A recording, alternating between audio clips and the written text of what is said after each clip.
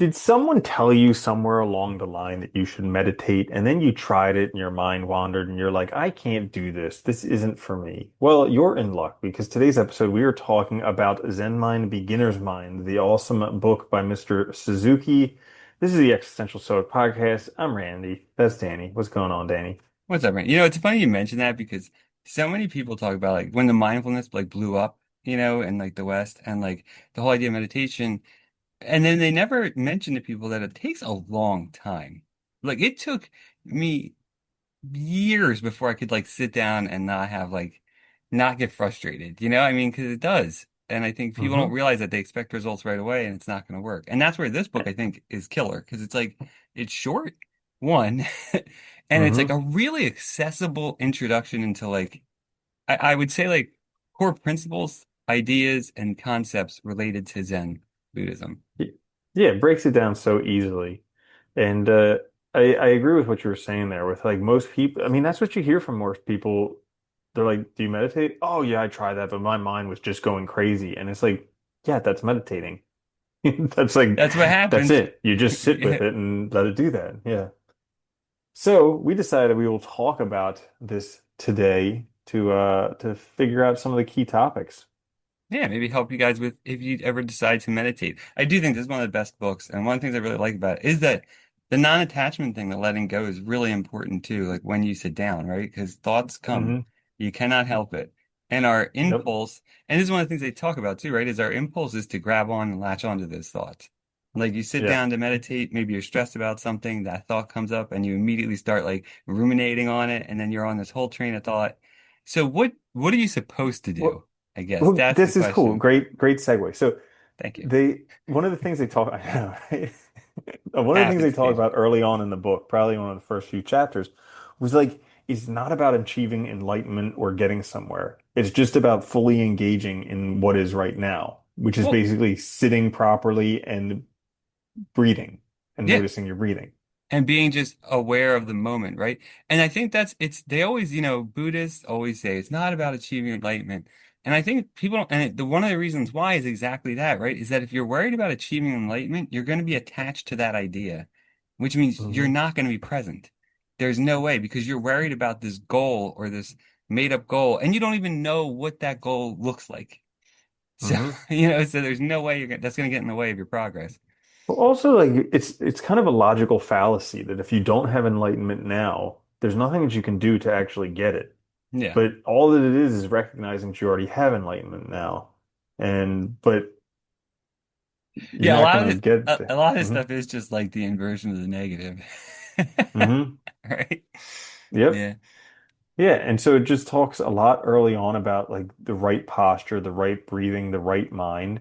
But I got it because I read it a long time ago and then I just listened to it again on YouTube. And I was just blown away how much it literally just stresses sit with the right posture Yeah.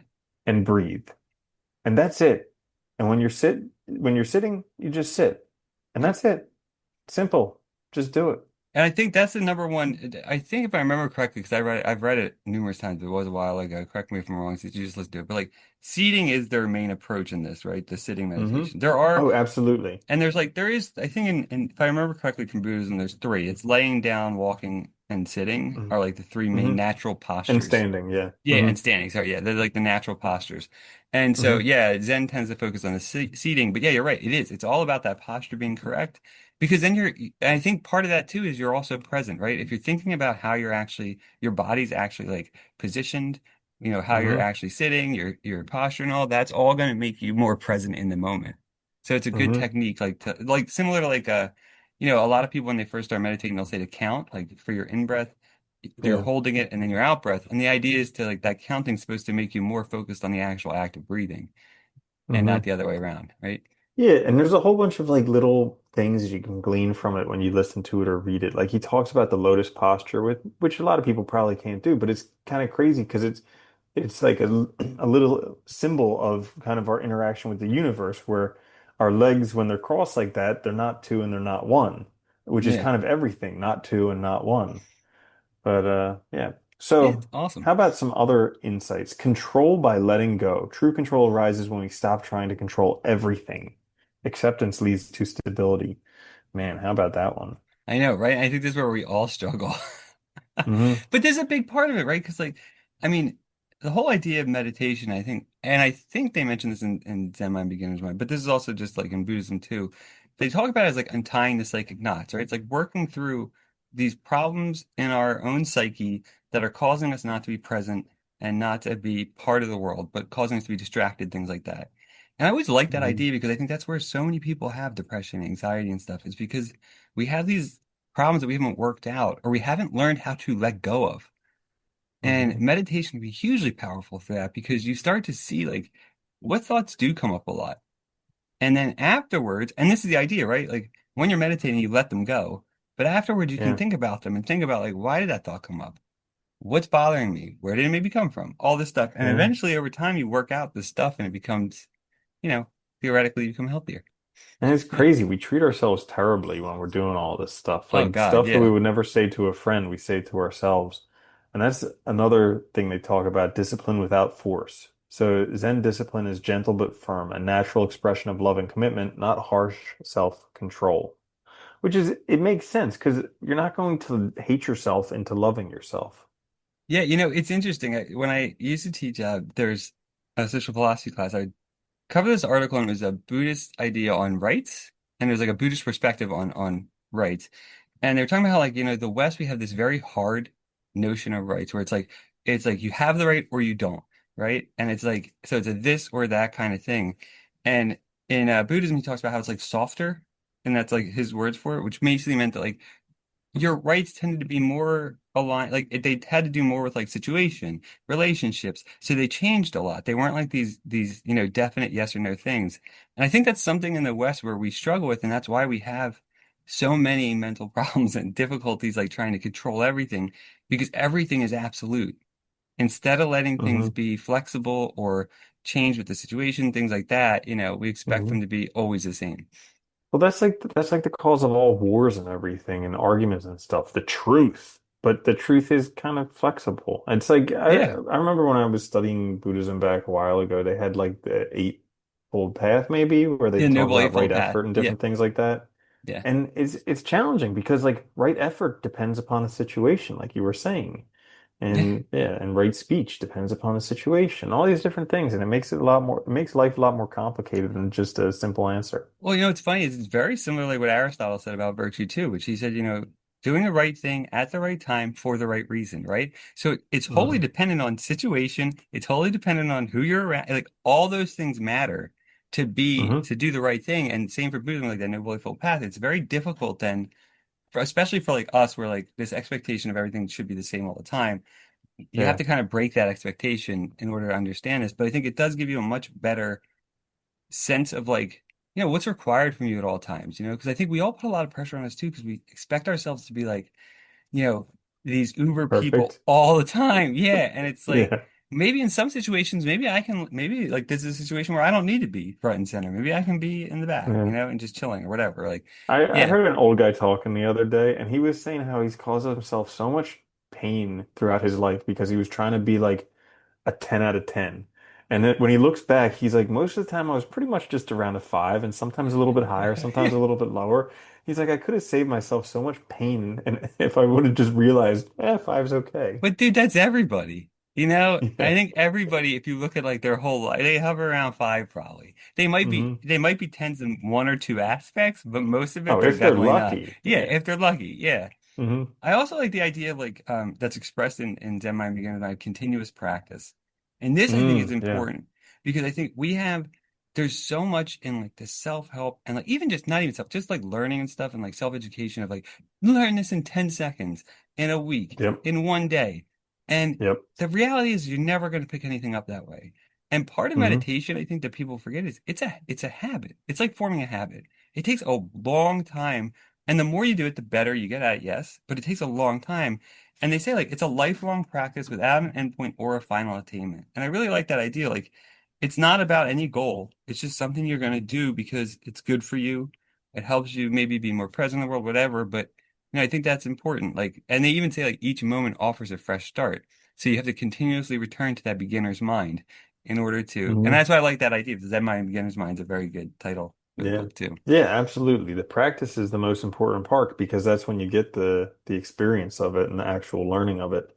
And another thing that he mentioned in there was he said 1 day a week is enough. He talked about how people go like way overboard in the beginning, how they give up everything and they think they're going to join convents and monasteries and all this stuff. And he's like, 1 day enough, 1 day a week is enough. Just, add it to your regular routine and then you can develop from there. Actually, I was always thankful when I was in when I studied philosophy in undergrad, when my professor had one of his friends who was a Buddhist come in and teach us how to meditate one class, and he actually at the end of the class he said he's like, now try this like once a week. He's like, and if you like it or you find that like it's helpful, he's like, then try maybe doing it more later, once you get comfortable with it. I think that was Hmm. good advice because like I've done it here and there throughout my life rather than like I probably would have given it up if I tried it every day, to be honest, like Yeah, because I would have gotten frustrated. But if you do it absolutely. once a week, it's easy. You forget that frustration kind of like next time. Yeah. But frustration's even part of the process. Yeah, it is. And that's kind of a waypoint that you're doing it correctly. Another thing that he said is don't try too hard. Straining Yeah. gets in the way. It's not about efforting, it's about sincere, effortless presence. This is another thing that's hard for people, I think, to pick up though, is this idea of like effortless effort, kind of, that idea of Hmm. like the double negative there of you're not trying, you're Hmm. just doing it for the sake of doing it. I think that's a hard Yeah. concept for a lot of people to adopt. There was some book that I read a while ago that talked about this, where he was talking about all this meditation stuff. And it wasn't until he surrendered that he actually, because he was studying brain waves. Oh Ah, man, I wish I could remember the name of it. He was studying brain waves of like very long-term meditators and people who were just getting into it. And he was measuring himself while he was doing it. And he tried a whole bunch of different things. And finally, he got to a point where he was just like, you know what? I just give up. And all of a sudden, his brain hit that same frequency as like the experienced meditators. So yeah, there's a whole thing about that. I forget what it's called, but you what's can funny? probably look it up somewhere. One of my best times meditating was actually I was getting an EKG. Hmm. And it was like I suffered a fall or whatever. So it was like all these tests and all. And it was like an hour long. The woman was doing it, and she wanted me to get to like she was like, try to like fall asleep if you can, because she was trying to get my brainwaves for I guess like she's a fine like Yeah. pace, whatever. Yeah, and I was like I just started meditating and like afterwards I didn't realize like it took long because she was like you kept almost falling asleep and then you'd come back and I was like and I guess because I was like that's what I was doing. Yeah, it was interesting. Uh-huh. That was a really good Ah. experience though because it was all dark and quiet. It's a good time. Yeah, that's pretty Yeah. rad. I do remember the name of the book. It's called The Open Focus Brain. Oh, nice. Check that Yeah, out. I've and never read there's that. there's some videos on YouTube too where they just guide you through it because it's all about recognizing the open spaces. So like the space between your eyes, the space behind your nose, and like all these different spaces. And so doing that somehow gets you in the same Well, brain it's wavelength. funny because I think we forget that like we name all these things. We make all these things into something. We give them meaning that is totally fabricated, right? Think about it. We make things important like that you really want those sneakers or whatever. That's totally made up. That's you Hmm. making that up and maybe some influence from outside. So like when you Hmm. really start to think about it, like breaking that down can really free you too from all of this stuff because you start to kind of see it for what it is, but it takes a while. And you're fighting your kind of natural way of seeing the world, right? Which makes it hard to get to this Hmm. place, I think. I also like too, they also mentioned like daily life of mindfulness. So like, that yes, you're going to meditate maybe once a week or whatever, but that also throughout your life, everything you do, every action, whether it's like doing dishes or like mowing the lawn, whatever, it's a chance to embody awareness and to be aware and to practice mindfulness. And I think that's a really Hmm. good thing too, is like trying to throughout the day, trying to kind of like be mindful of what you're doing and do it Yeah. mindfully. Yeah. Even when you're suffering. Because that's like one of the I think that's a lot of people get into meditation because they're suffering and someone says, "Well, you should meditate." And granted, yes, but at the same time, no, it's like the worst time to do it because all you're doing is suffering. But Yeah. if you are suffering and you're meditating, all you can do is notice this is suffering. This is suffering. This is suffering. And so, yeah, that can be a useful thing too. Yeah. So I think this is a great book for beginner meditators because it's like no frills. It's got tons of content and it's just like a nice step by step. And maybe Zen meditation isn't your thing, but I still think there's so much to Yeah, learn from I it that's can't. great. Yeah, this book's it's amazing. I can't remember if I think he just wrote it. I don't think it was like lecture notes that somebody put together or anything. But either way, Yeah. it's super accessible too. That's the other thing. Like I Hmm. think that was one of the things that blew me away with this book is it's like a lot of times when they write books that are meant for like a large, wide audience, they lose a lot of the content in doing that. Yep. And this, he does not. It's like the Buddhist ideas, the concepts, all the important things from Zen are really presented in a way that are digestible and that makes Hmm. sense. And I really, yeah, it's I couldn't recommend it enough. And you can listen to it in your spare time on 1x speed on YouTube in 2.5 hours. Yeah, Like it's that's a short crazy. book. It's not Yeah. long. Yeah, yeah. Hmm. Cool. So there you have it. Zen mind, beginner's mind. Never lose that beginner's mind. This is the Existential Stoic podcast. Until next time, I'm Randy. That's Danny. I'll see you later, Danny. Later, Randy.